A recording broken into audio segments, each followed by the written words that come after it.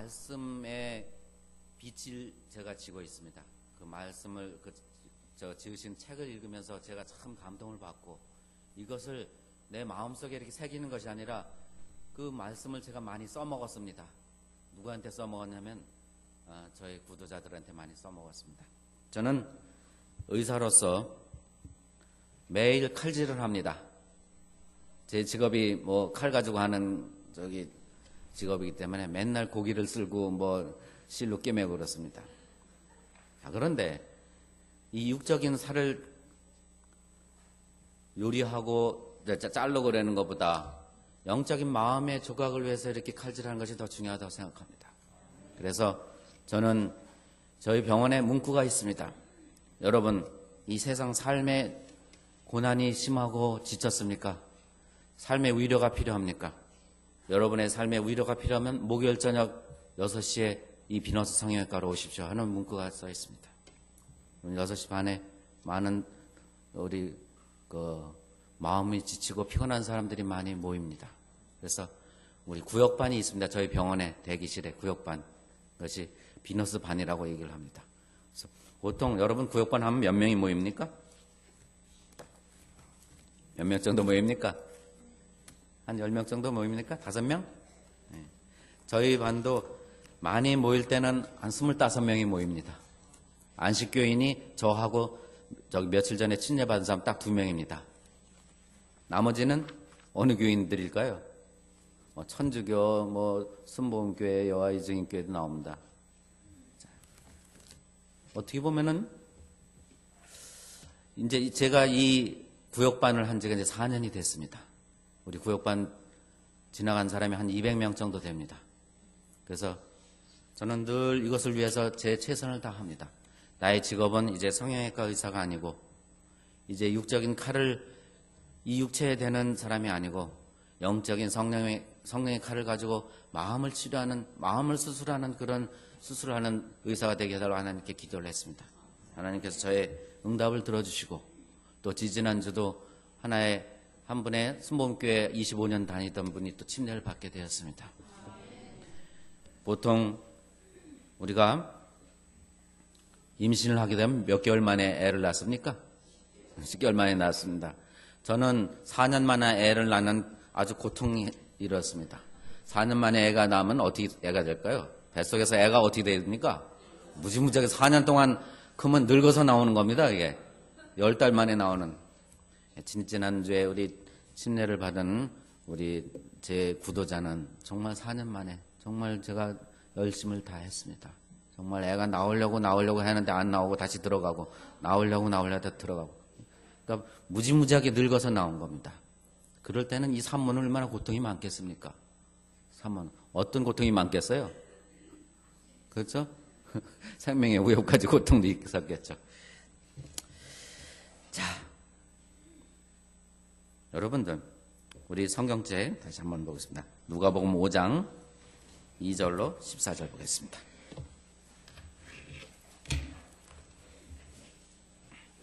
여러분께서 잘 아시는 성경절입니다. 누가복음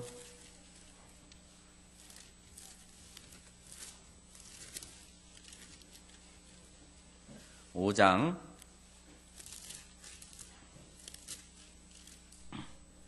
5장입니다. 이게 2절로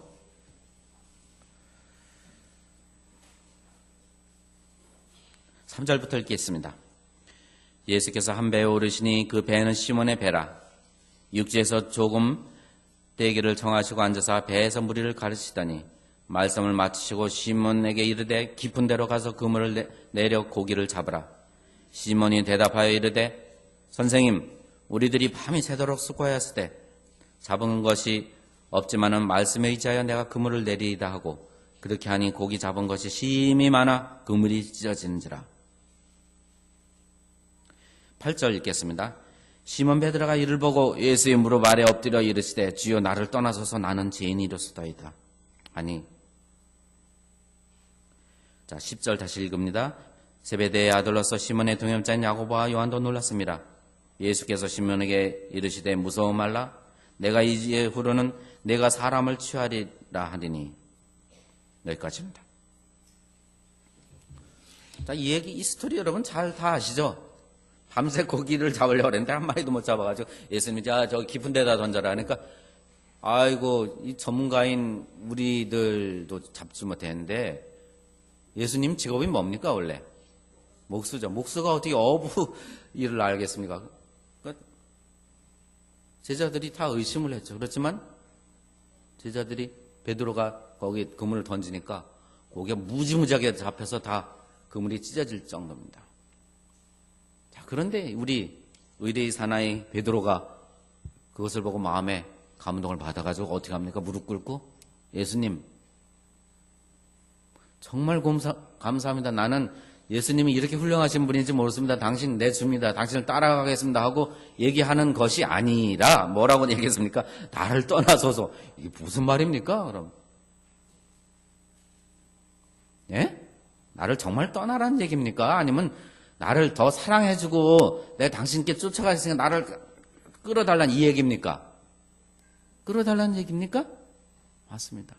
여러분 사극 좋아하시죠? 사극에 보면 꼭 간신이 나오고 또 충신이 나오죠. 충신이 있으면 꼭 간신이 있어요.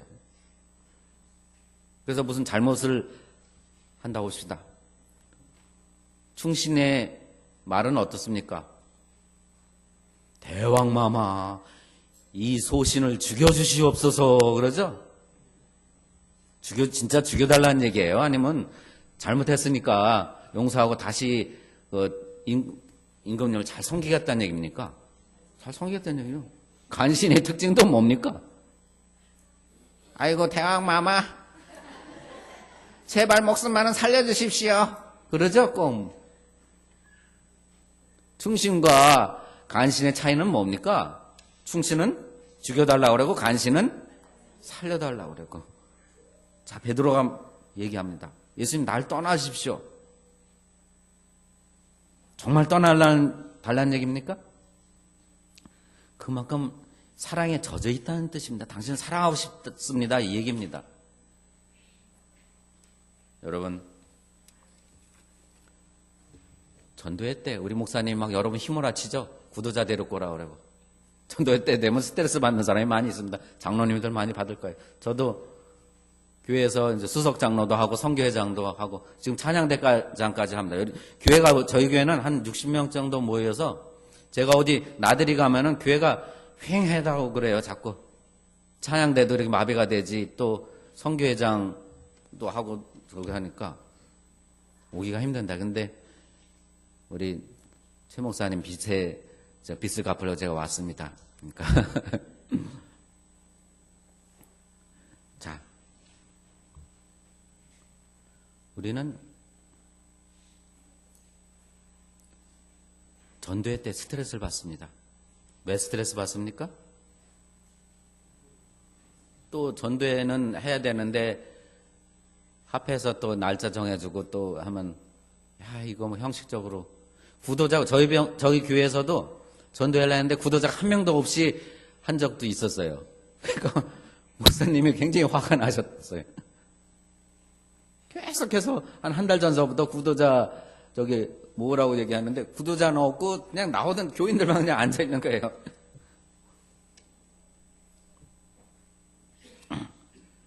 때로는 여러분들 신앙생활을 10년, 20년 혹은 40년 했는데 왜 내가 신앙이 안 자라는지 고민하신 적이 있습니까?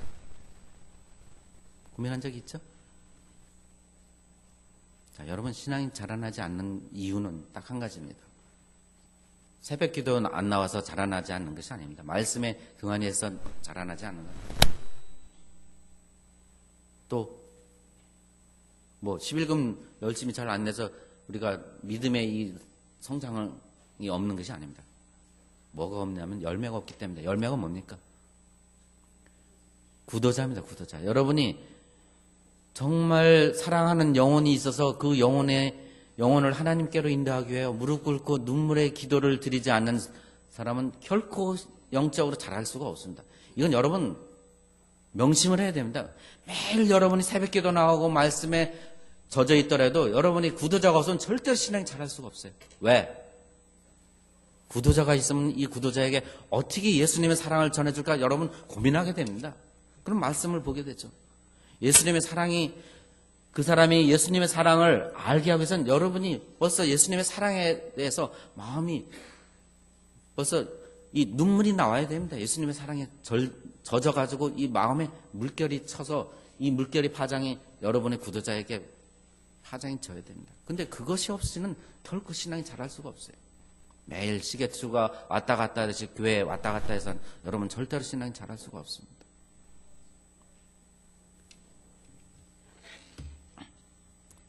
그런데 이 얘기를 하면 참 고민이 됩니다. 여러분 한번 봅시다. 내가 인도를 해서 우리 교회에 하나님을 알고 예수님을 알게끔 해준 사람이 한 사람 이상이 있으시면 한번 손 들어보세요. 한번.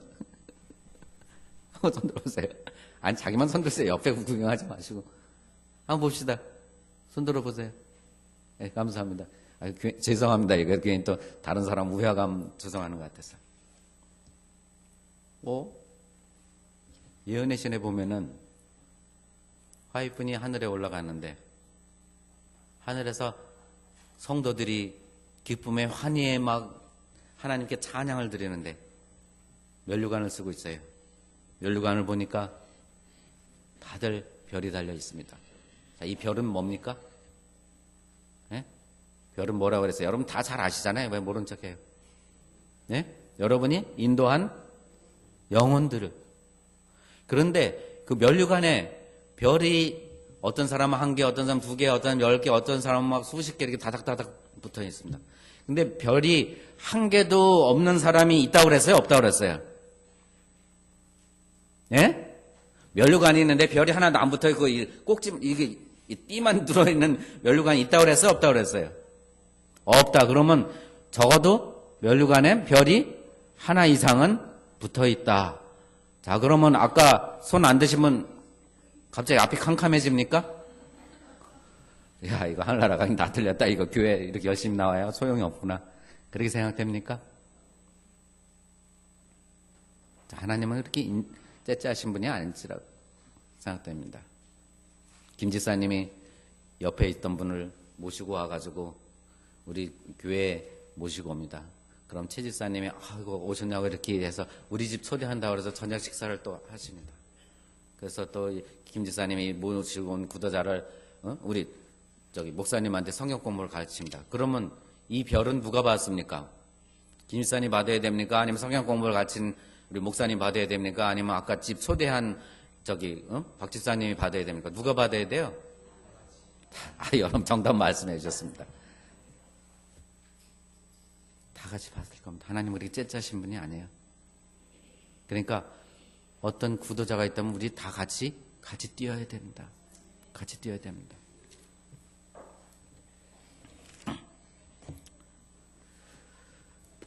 저는 여기서 어떤 미용 강의나 의학에 대한 강의를 하면 정말 자신이 있습니다. 그렇지만 하나님 말씀할 땐 늘 두려운 마음이 있습니다. 제가 하나님의 선교 사업을 하기로 마음 먹은 것이 4년 전입니다. 왜? 말씀에 젖어보니까 내가 하나님의 사랑에 뜨거워서 견디질 못하겠더라고요. 이 열을 발산해야 되겠더라고요. 여러분, 하나님의 사랑이 여러분의 마음에 감동이 없이는 절대로 선교 사업을 할 수가 없습니다. 어떤 짐밖에 되질 않아요. 목사님이 자꾸 푸시려면 누구 구도자를 해야지, 방문을 해야지. 이게 짐이야, 짐. 아이고, 이 세상 짐도 무거운데 이 교회에서 주는 짐 더 무겁습니다. 이거 완전히 짜부대요. 피곤하고. 그리스도의 사랑이 여러분의 마음속에 메아리 치지 않고서는 선교 사업이라는 것이 큰 짐밖에 되질 않습니다. 그래서 저희는 한 4년 전에 우리 한 3명이 순복음교회에 다니신 분들이 저희 병원에 수술하러 왔더라고요. 한 분은 거기 전도사라고 오더라고요. 그래서 어떻게 얘기하다 보니까 우리 하나님 믿는 같은 호흡을 같이 하는 분끼리 우리 모임을 같이 갖자고 그래가지고 목요일 날 저희 병원에서 모임을 갖도록 했습니다. 그래서 같이 제가 말씀을 연구를 했습니다. 제가 교회에서도 설교를 자주 하는데 그 멋진 예화를 들고 하면은 교인들이 재밌게 이거 조는 사람도 없더라고요.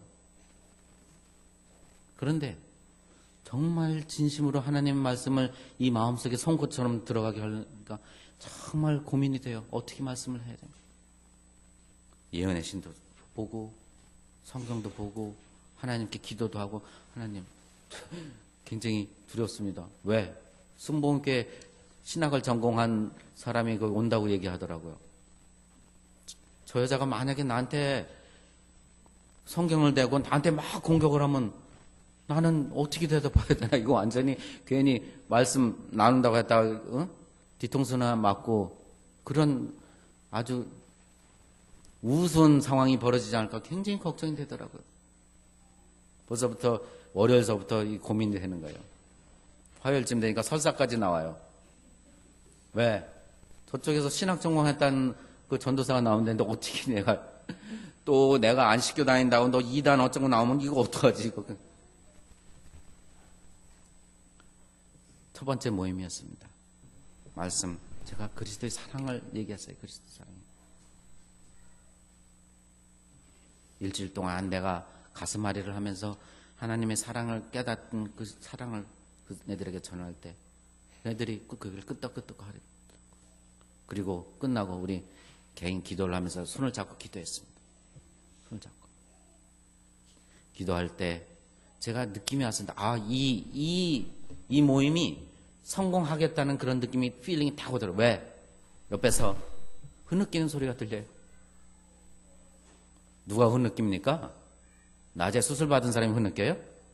아니에요. 옆에 나랑 같이 기도하는 사람들이 흐느낌이 와요. 사람이 눈물을 흘린다는 것은 벌써 마음이 열려 있다는 겁니다. 마음이. 되겠다. 이 모임이 되겠다.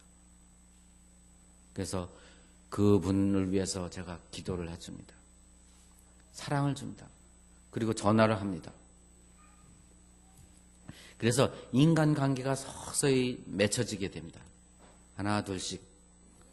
그래서 이분이 피곤하고 세상 역전길에 아주 피곤해 있을 때 제일 찾고 싶은 사람이 이 신용석이라는 사람이 되게끔 인간관계가 맺어져야 돼요. 그럴 때 비로소 그의 마음문을 열게 됩니다. 그래서 알고 보니까 이분은 신학 전공하신 분이 아들이 20살 때 죽었어요. 죽고 남편한테 버림을 받고 그래서 자기가 신학을 전공해서 순복음교회 이제 거기서 전도사를 하는데 마음에 채워지질 않아요. 그때 같이 눈물을 흘리면서 기도를 드려주는 이 조그만 병원의 원장의 그 목소리에 마음이 굉장히 뜨거워짐이 있었습니다. 뜨거워져요. 그런데 우리는 섬기려고 하는 마음이 없기 때문에 우리가 선교회에서 굉장히 실패를 보는 것 같습니다. 저는 늘 섬기려고 했습니다. 그리고 그분들에게 누님 해주면 굉장히 좋아하더라고요. 나이 드신 분들은. 나이 조금 드신 그 남자분들한테 형님 해주고. 그리고 늘 전화를 합니다. 전화로서 기도를 합니다. 같이 만나기 힘들면. 누님 오늘 잘 지내셨습니까? 내가 굉장히 우리 시집간 딸 때문에 마음이 굉장히 아프다고. 그러면 내 따님을 위해서 기도해 주겠습니다. 전화로 기도를 합니다. 그럼 마음속에 저쪽에서도 흐느끼는 소리가 들려요. 그러면 저도 같이 눈물을 흘려줍니다. 여러분, 남을 위로할 때 아무리 미사여가 필요치 않습니다. 성경에서 남을 위로할 때 가장 좋은 위로가 뭡니까? 슬플 때 같이 울어주는 겁니다. 오늘 우리 가정 공부에도 나왔죠. 남이 여러분에게 만약에 5분의 기간을 줘서 누군가 굉장히 실망당하고 마음에 디프레션 빠져서 울고 있는 사람을 볼 때 가서 무슨 말로 위로를 해줍니까? 아무런 위로가 되지 않는다. 그 사람이 울 때 여러분이 같이 뭐 해줍니까? 같이 울어주는 겁니다. 같이 울어주는 겁니다. 근데 아무나 와서 울어줘도 그게 위로가 되질 않아요. 여러분이 슬픈데요, 지나갔던 어떤 이장이 와가지고 내가 슬프다고 그러면 같이 눈물을 흘려주면 약간은 도움 될 수가 있어요. 그렇죠? 서울시장 오세훈 시장이 여러분한테 와가지고 여러분 슬픔은 같이 울어준다고 저기 됩니까? 위로가 됩니까? 같이 울어준 사람이 나와의 관계가 중요합니다.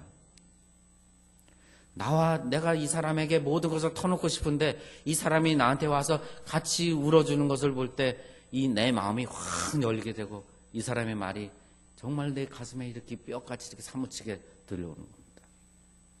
여러분, 옆에 사람들 위해서 울어줄 마음이 있습니까? 울어줄 마음이 있습니까? 옆에 사람이 기뻐할 때 같이 기뻐해 줄 마음이 있습니까? 여러분, 눈물을 너무 아끼지 마십시오. 눈물을 아끼지 마십시오. 특별히 우리 재림교회들이 많이 그 생각을 합니다. 우리가 걸레가 되자고 얘기를 많이 하죠. 걸레의 특징이 뭡니까? 더러운 것을 씻어주는 거죠. 걸레가 참 훌륭하다고 얘기하지만 걸레의 특징이 뭡니까? 이 구석에 이렇게 밟혀가지고 그늘진 곳에 이렇게 있고 사람들이 모르고 이렇게 밟고 지나가기도 하고 그렇죠? 그리고 만약에 이렇게 떨어지거나 그러면 쓰레기통에 들어가요.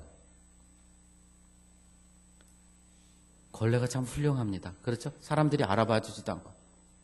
근데 많은 사람들은 걸레가 훌륭하다고 생각하면서도 화장대에 있는 아주 훌륭한 보석이 달린 어떤 큰 예쁜 수건이 되고자 원합니다.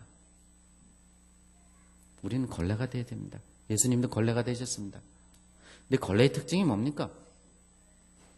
더러운 것을 닦으면 어떻게 됩니까? 걸레가 더러워지죠. 우리 딸내미한테 우리 집사람이 청소를 시키더라고요. 야, 너 엄마가 힘드니까 너 청소 좀 해. 걸레 가져와 그랬더니 걸레를 가지고 이렇게 들고 와요. 왜 그럽니까? 예? 손에 뭐가 묻을까봐? 더러운 것이 묻을까봐. 야, 그래가지고 이제 닦는데 이렇게 닦고 발로도 이렇게 하다가 손으로 이렇게 질질질 이렇게 하다가 가관이 아니더라고요. 야, 걸레 빨아 와. 그러니까 걸레를 자꾸 이렇게 해서 물에다 넣고 이렇게 해가지고 다시 물 버리고 다시 또 이렇게 해가지고 하더라고. 왜 그럽니까? 더러워서 손에 뭐가 묻을까봐? 더러운 것이 묻을까봐. 이러면 걸레가 깨끗이 빨라지겠어요? 안 빨아지죠. 여러분, 여러분의 걸레는 어떻습니까? 여러분 걸레가 돼야 된다고 생각합니다. 아주 깨끗한 걸레, 거기에 아주 비싼 보석이 붙어있는 그런 걸레가 되고 싶어 합니다. 여러분들. 저도 마찬가지고. 근데 걸레의 특성은 뭡니까? 걸레가 보석이 바뀌면 걸레 역할을 할 수가 있습니까?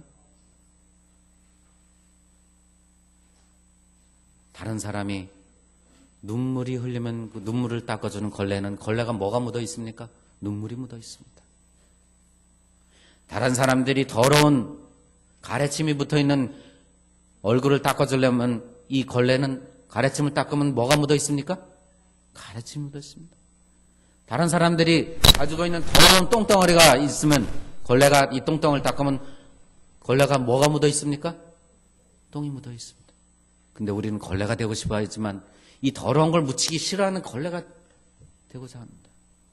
그럴 때는 우리가 전도가 될 수가 없어요. 전도가 될 수 없어요. 많은 사람들은 우리는 아주 깨끗하고 훌륭하고 빛나는 반짝반짝 빛나는 걸레가 되고자 하는 그런 상상의 꿈을 꾸고 있습니다. 그런 걸레로서는 여러분 많은 영혼들을 하나님께로 인도할 수가 없습니다.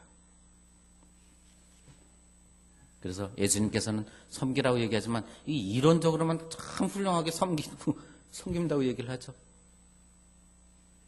그래서 아까 얘기로 돌아가면 지지난주에 침례받은 사람이 처음 창단 멤버였습니다. 그동안 우리 이제 비너스 구역반을 통해서 침례를 받은 사람이 한 18명 정도 됩니다.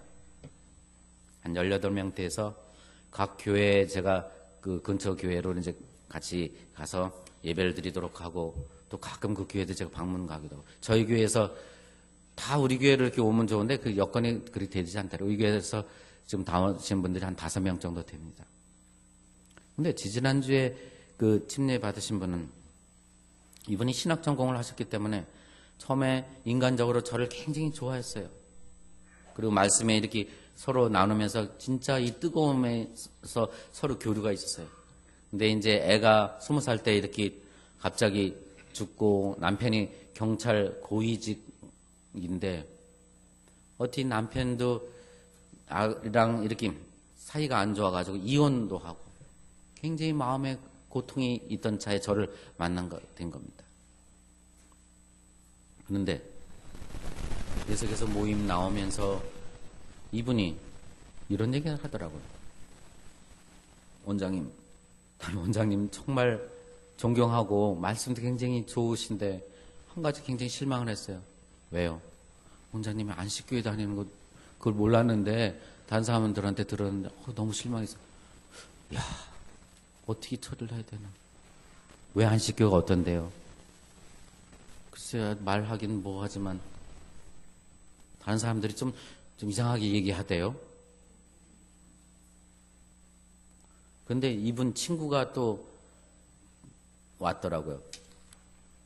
왔는데 그분이 이제 말씀 중에서 이렇게 해서 원장님 안식교가 이단이신 거 아십니까? 딱 뒤통수에 뭐 뜨거운 거 다 오더라고요. 어쭈구리 나를 열받게 만드는구나. 그 사람은 보니까 목사라고 하더라고요. 장로교회 목사. 여자분인데 한 50대 한 중반쯤 내 혈압이 이렇게 올라가는 느낌이 오더라고요. 이렇게 나한테 이단이라는 소리 했다. 너 한번 죽어봐라. 자 그럼 우리 한번 성경 봅시다. 다 이제 안식일 문제에 대해서는 제가 누구보다도 자신 있거든요.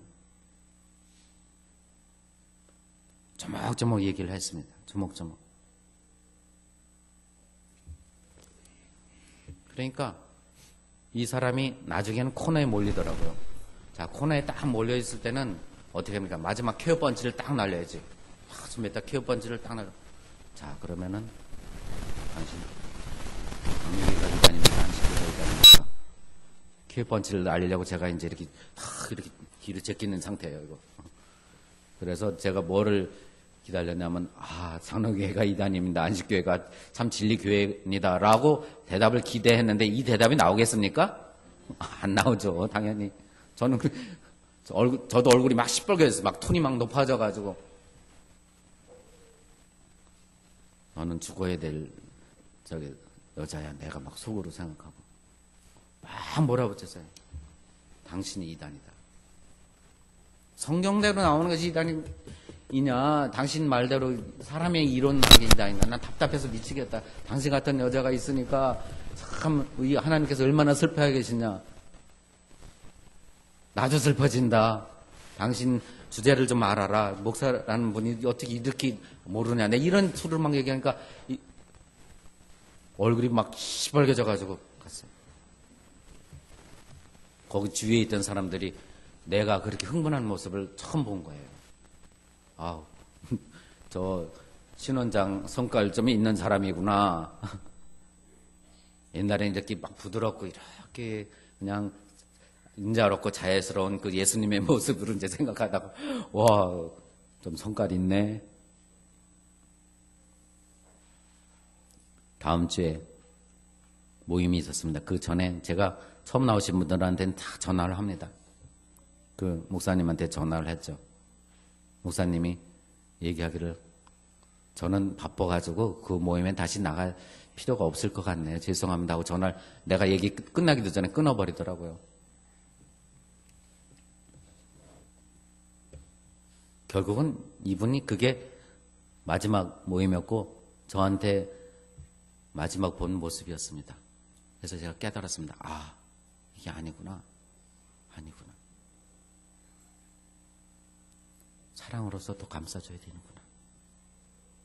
내가 이 사람들을 그리스도인의 사랑을 넣어주는 것이 아니라 안식교인을 만들려고 내가 지금 막 하고 있구나. 내가 자꾸 그런 대로 나가서 안식교가 질리니까 얘들 안식교를 다 안 나오면 다 죽어버릴지도 몰라. 얘들은 불쌍한 사람들이야. 이 기별을 자꾸 전하려고 나도 모르는 사이에 전하고 있구나. 그러면 저 사람들은 벌써 이 마음의 장막을 이렇게 다 치고 있는 거예요. 아, 이 사람은 벌써 나랑 다른 사람이니까 내 이 막을 자신도 모르겠잖아. 그래서 그 뒤부터는 저는 얘기합니다. 이제 뭐 안식교에 대해서 딱 나오자. 예. 저는 안식교에 다닙니다. 자, 말씀 봅시다. 우리 안식이 참 진리인지 그럼 딱 봐요. 다 진리라고 생각해요. 자, 그러면 여러분들 토요일 날이 이 진리의 날인데 토요일 날 교회에 다닌다고 여러분은 구원은 받습니까? 그 사람들이 가만히 있어요. 바리새인들 또 예수님을 죽인 자들 안식일 잘 지켰습니까? 예, 잘 지켰어요. 근데 이 사람들 예수님께서 독사의 자식들아 너희들은 하늘에 구원이 없을 것이다 얘기해. 그럼 안식을 잘 지켰는데 구원 받습니까? 못 받습니까? 못 받아요. 우리가 토요일 날을 지키는 교회가 제7 안식 예수 재림교회인데 안식일 지킨다고 다 천국 가는 것이 아니라 구원받는 것도 아닙니다. 예수님을 만나고 참 그리스도인이 돼야지 구원을 받는다. 여러분들 제가 다니는 참 진리교회가 맞지만 여러분 거기에 제가 푸시하고 싶은 생각은 없습니다. 예수님의 사랑 한번 깊이 깨달읍시다. 그렇게 제가 얘기를 합니다. 방법이 달라졌어요. 자, 그래서 그 신학을 전공하고 아들이 죽음을 당한 이 사람 마음의 상처가 늘 있었어요. 늘 있었고 심지어는 이분이 자기 신학 전공한 그 신학교에 가가지고 교수님 만나가지고 교수님 저랑 같이 성경 공부하는 분이 장로님이신데 안식교인인데 안식교가 도대체 어떤 교회입니까? 이단입니까? 아닙니까? 그가 딱 아니다 기다 요거 한마디로만 얘기해 주십시오. 그러니까 그 신학과학교 교수님이 안식교회는 이단이 아닙니다. 이렇게 얘기했대요. 그래서 자기가 계속 야, 그분 참 훌륭하신 분이네. 가서 한번 만나보고 싶다. 근데 이단이라고 했으면 아마 이분이 안 나왔을 거예요. 그런데 늘 저도 이분을 위해서 기도하고 이분이 힘들 때 같이 문자 메시지 또 저기 이 전화로도 기도를 늘 해주고. 근데 이분이 장출혈이 있는 거예요. 장출혈이 있는데 병원에 가서 치료를 받아도 낫질 않아요. 큰 병원에 가서 내시경을 막 3-4번 하면서 출혈이 계속 돼요. 어떻게 해야 되나? 내가 그분 앉혀놓고 안수기도도 뭐 하고 그랬어요. 근데 제가 내과 의사도 아닌 좀 잘 모르잖아요. 성형외과 의사가 내가 고쳐야 될 건 안수기도로 낫게 해줘야 되나? 안수기도 간절히 눈물 흘리면서 했죠. 다음 주에 괜찮습니까? 더 심해졌어요, 장로님. 뒤통수가 뜨거워져요. 어떻게 해야 되나? 한국에 날고긴다는 그 내과 의사들도 못 고치는 것을 성형외과 의사가 안수기도로 한다고 말도 안 되잖아요. 안 되겠다. 이분을 말씀으로 한번 고쳐보도록 하자. 이분을 모시고 제가 하동에 있는 치사순 원장님 배달 수양원이죠? 거기 모시고 갔습니다. 모시고 갔어요. 거기서 제가 우리 병원 문 이틀을 닫고 같이 이틀 있었습니다. 거기. 제 차로 가서 왕복, 제 차는 또 기름도 많이 먹더라고요. 그래서 왕복 차비만 기름값만 10만 원 들더라고요. 또 거기 가서 좀 몇 끼 밥 얻어먹고 그랬는데 말수가 있나요? 또 거기 또 헌금 또 좀 하고 몇십만 원 깨지더라고요. 이 사람을 거기다가 이틀을. 근데 병원 문을 이틀 닫는데 야 이거 이틀 닫아야 되느냐 라고 생각하죠, 여러분. 이 사람도 그렇게 얘기했어요. 아이고 이거 신 원장님 병원 이틀 닫으면은 그 환자 손해가 얼마일 텐데 쌍꺼풀 환자 한 명 못하면 얼마 손해일 텐데. 어? 저는 전혀 그런 생각을 안 했습니다. 왜? 나는 내 직업이 하나님 말씀을 전하는 선교사가 내 직업이고 내 부직업이 병원을 치료하는 의사라고 생각했기 때문에 전혀 병원 문 닫는, 그러니까 병원 문 닫는 것이 더 자연스럽죠. 그렇죠? 이 선교를 위해서. 만약에 내 본 직업이 이 병원 하는 거고 이 선교하는 것이 부라면은 남는 시간에 어떻게 갔다 오든지 이렇게 하는 게 더 중요하지만 그렇지가 않았어요. 그런데 이 사람이 생각하기에 이야, 저 신원장님 대단하신 분이다. 나 같은 사람을 위해서 병원 문을 월요일, 화요일 이틀이나 닫았다. 감동하겠습니까? 감동 안 하겠습니까? 감동하죠? 자, 이틀을 닫아놓고 내가 화요일 날 저녁 때 서울 올라옵니다. 나 따라 올라온다는 걸 여기 더 있어라. 당신의 말씀이 들어와야 된다. 그래서 이 사람을 놓고 제가 왔습니다. 그런데 거기서 퇴짜선 거기 가보신 분들 계실 겁니다. 거기 있는 환자들이 대부분 말기 암자들이고 또 제가 이틀 동안 있었던 동안 입원을 해서 또 간절히 눈물의 기도를 드렸어요. 그리고 또 이분이랑 이제 그동안 개인적으로 나누지 못한 이야기들 한자리 그 뒷동산에 올라가서 얘기를 나눴습니다. 자기가 어렸을 때부터 자라온 그 길, 또 아들을 잃고 자기가 방황하던 길, 또 남편과의 관계, 또 뭐 그리고 이 신학하면서도 이런 문제들 눈물로써 이렇게 고백하는 소리를 들었어요. 그래서 이 사람을 놔두고 당신은 좀 더 있어야 된다고 저만 이렇게 혼자 올라왔죠. 이분이 거기서 거기 가면 어떻습니까? 하동에 가면은 금식 시키고 처음에 이제 뭐 과일식 시키고 현미 먹고 그다음에 과일도 어떻게 합니까? 껍질째 먹어요. 또 씨채다 먹고. 그런데 설사하는 이분이 설사에 막 피가 섞여서 계속 하루에 3-4번 하던 분이거든요. 내가 전화를 했어요. 이명자 씨거든요. 이명자 씨 좀 어떻습니까? 더 심해졌어요. 설사 5번 하는 것이 이제 10번 합니다. 어이구, 큰일 났어, 이거. 이러다가. 피똥 계속 싸다가 이거 죽는 거 아닌가. 그런데, 여러분, 설사 환자들에게는 현미밥 굉장히 위험합니다. 과일 껍질째 먹는 거 정말 위험합니다. 변비 환자한테는 굉장히 좋아요. 왜 그러냐면 이게 장운동을 활발하게 해가지고 금방 소화가 잘 되고 이렇게 대변이 잘 나오게 하는 거거든요. 근데 설사 환자들한테는 이게 자극을 하니까 장운동 잘 되는 데다가 더 잘 되니까 어떻게 됩니까? 그냥 무사 통과예요. 무슨 뭐 밥 먹으면 한 10분도 안 돼서 화장실 가가지고 설사하면서 피가 섞여 나오는 거예요.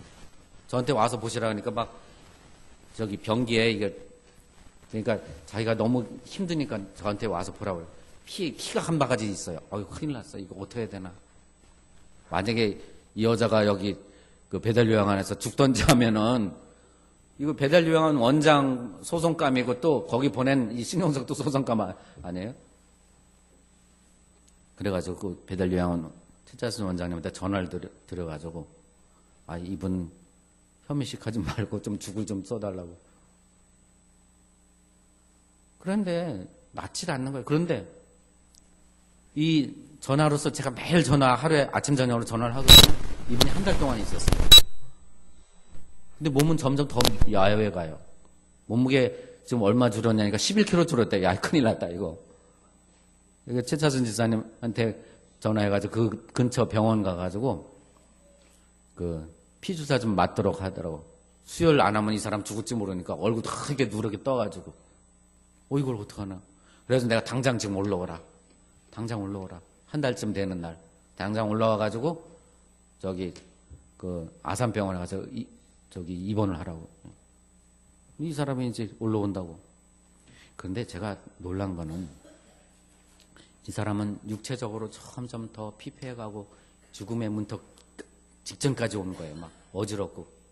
그렇지만 그 속에 그 최차순 지사님의 그 말씀 매일 아침 저녁으로 들어갔던 말씀에 그것들이 서서히 이렇게 이 육체의 그 아픈 것들을 지나서 마음속에 이게 점점 영적으로 이렇게 채워졌던 것을 제가 나중에 알게 됐습니다.